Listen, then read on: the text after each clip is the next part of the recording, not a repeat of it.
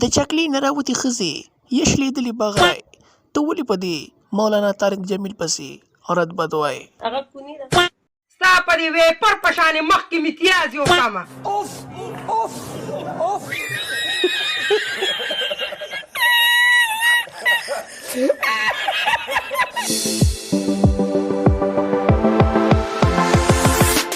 ګرانو کتونکو نن را سره سټوډیو کې شلیدلې بغرۍ موجوده ده.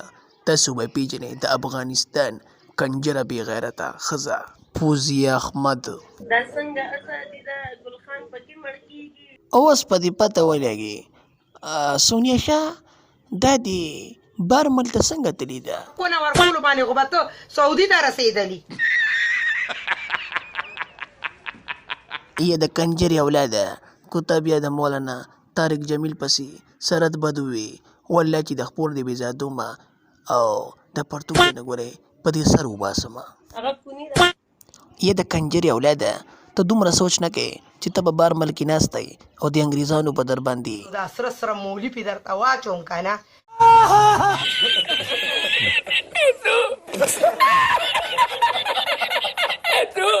سونیا شاه پام کوه چې ونه سوځي ګورئ.